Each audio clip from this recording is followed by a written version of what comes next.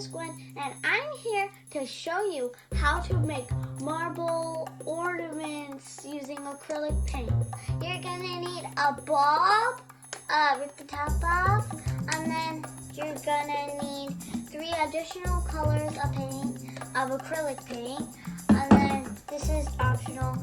You could have a stick or a brush. So you take the top off of the bulb and fill it with your first color, and then that will be the most of the color. Then your second one, it will be even less than the thing, and you'll be pouring it in the same bowl. Then the third one will be the tiniest amount of paint, and you're pouring that in the same bowl.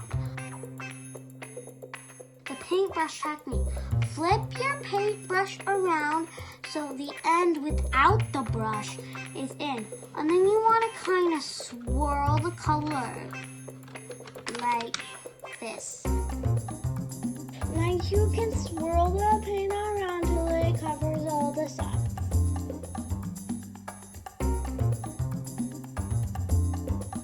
Once I put this down, and all the excess paint will be